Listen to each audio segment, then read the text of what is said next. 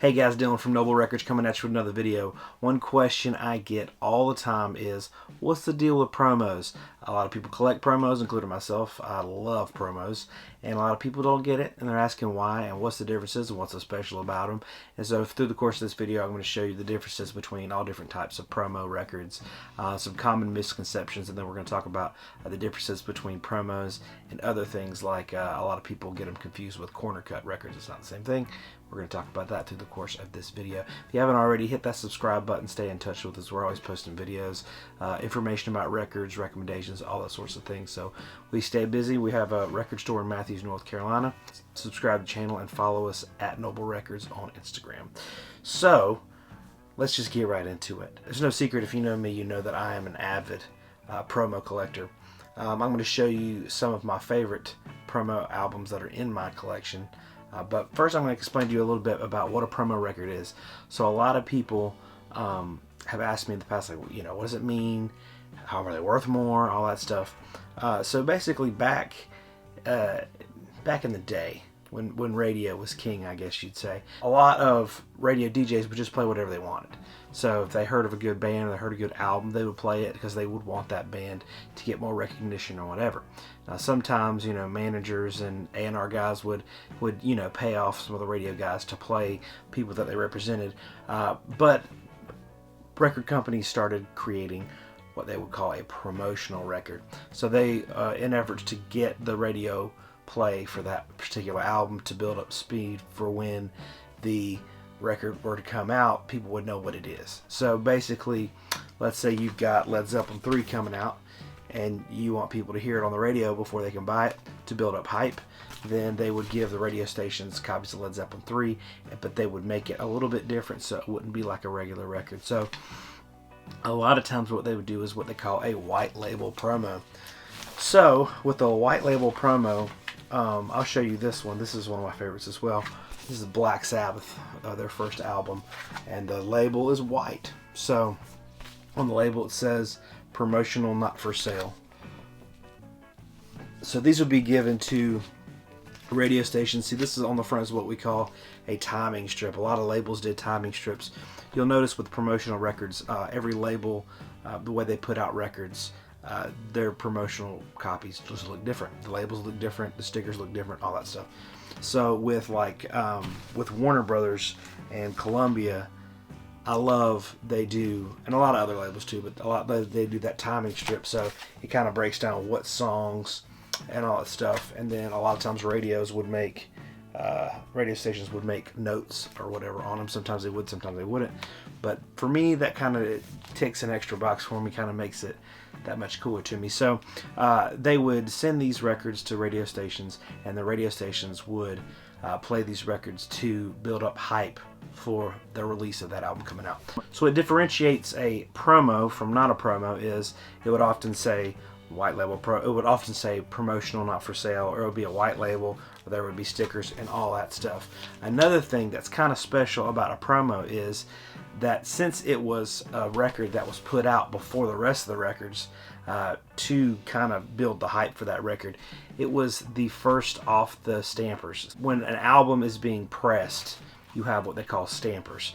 That is what you put the vinyl material in the middle, and it stamps it down, and that the grooves are on that stamper. So basically, the freshest that your copy can be, the better it's going to sound. Shout out to the Vinyl Guide podcast. He explained it perfectly. So basically, if you are wearing a brand new pair of boots and you step in a puddle of mud and then you step on a white sheet of paper, you're going to get a perfect indent of that boot.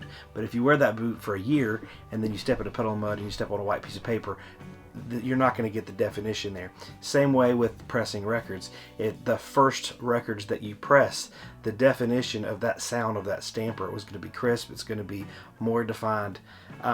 But the more records that are pressed on that stamper, the duller that sound is going to be. Most people's systems probably, you wouldn't tell much of a difference, but people that are audiophiles and they're you know, crazy record collectors, they want the earliest possible records from that stamper. And so white label promos are the first of the first off that stamper, because that's what they created to create promotion for that album. So that is one reason why white label promos are collectible. Another reason why is just because they're plain cool. You know, it's something I will show you one. This is probably my favorite promotional record, and that is Bob Dylan's Self-Titled, and it's got this sticker. It says "A New Star on Columbia Records." It's just such a cool record, and I remember, I'll show you there. It says promotional copy on the label right there. I remember when I found this and I held it in my hands for the first time, I thought to myself, whoever held this record in their hands, whatever radio station held this record, the guy had never heard of Bob Dylan before, and he was like, Bob Dylan, we'll give it a shot. You know what I mean? So that just kind of adds to that cool factor for me for a record. So as a collector, I always try to get promos if I can, and I swap promos out for the regular copies. And so eventually I'd love for all my records to be promos. I just love them so much.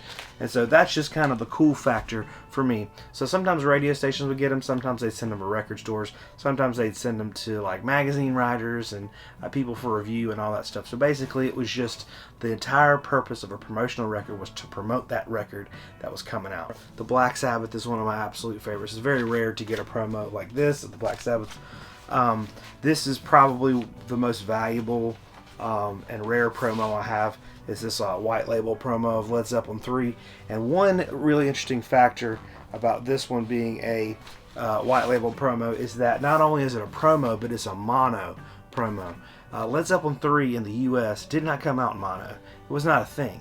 I've seen some in like South American countries that will come out in mono, but in the US it did not come out in mono. So it being the mono cut for radio, it's a completely different mix. It sounds totally different. It's just a cool for Zeppelin collectors. They want anything that's just a little bit different, as far as I guess any collectors. But for me, that's such a cool thing that it's in mono. It sounds really cool. Just sounds interesting, different.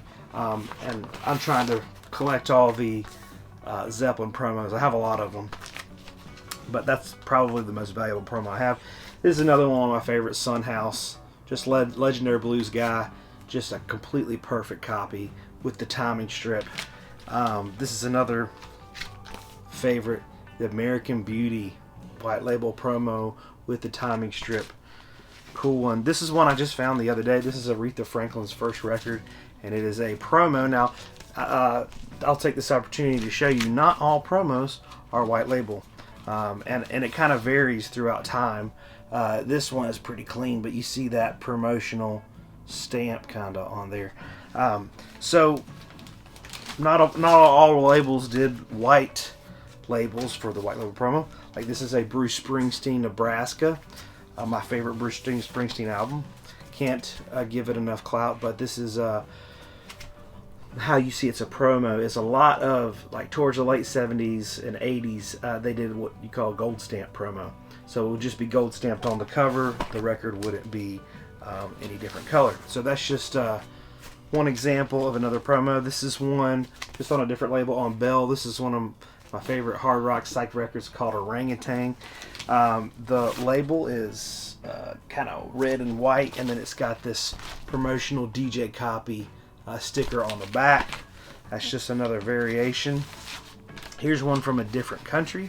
This is Toad, another one of my favorites. And this is an Italian white label promo. So it's the promo how it would normally be, but it's just black and white. So that's a cool one. This is one I just got. This is another common variation of like early promos. They had this. Let's see if I can get that glare on it.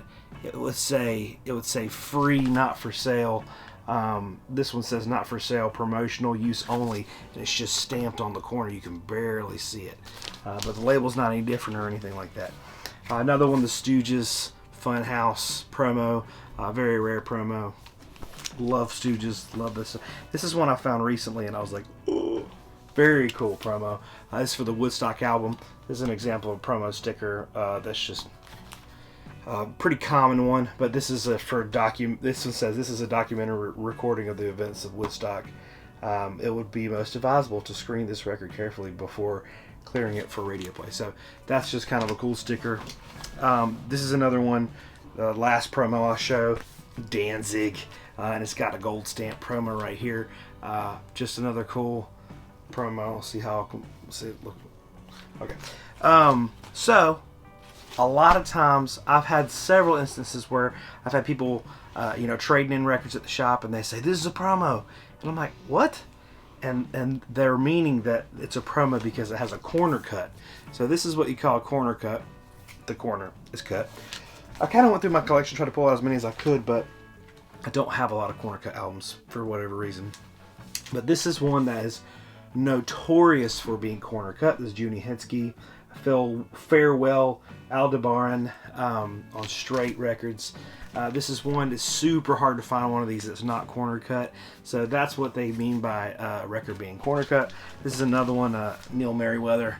It's got just the tip of the corner cut. So basically the entire purpose of a record being corner cut is almost the opposite of it being a promo. Honestly, it is a record that didn't sell very well. So a lot of times, if there's something that wasn't sold very well, it would be wholesaled out to a wholesaler, and how they would cut the corners to make sure that it wasn't returned back to the distributor or the store. So basically, stores could buy, or wholesalers could buy these records. They call them cutout bins, to where and the records would be dirt cheap. And so a lot of times, like, you could buy records out of the cutout bins just to try something new, and it would just be records that didn't sell, that would have like the corner cut or like a notch in them or whatever. But the entire purpose of that was to where you knew that was kind of set apart, that those could not be returned. So because if you bought one for a discount and then you try to return it to the store for full price, it just wouldn't work. Corner cut albums, that doesn't mean it's not a good album. Some corner cut albums are great, some of them are terrible. I've seen a lot of really good, like this Neil Merriweather record is an absolute fantastic space rock record. I hope this kind of answers some of your questions on what's so special about a promo. I love promotional copies. I love having something in my hand that was something that kind of came out before the record came out, and whoever the disc jockey was or record store owner was that had that copy had something new that no one else had heard before. They don't really do promos much anymore. I've seen a couple labels that do them. I have a couple of newer labels that have, but by and large, that's kind of a thing of the past. But it's definitely a cool way to collect some of your favorite albums, to get the promo copies of them. Thank y'all for watching this video. If you enjoyed it, hit the subscribe button, turn on your post notifications, stay in tune, watch more of my videos, subscribe to us here, and follow us on Instagram at Noble Records. Thanks for hanging out. We'll see you guys next time.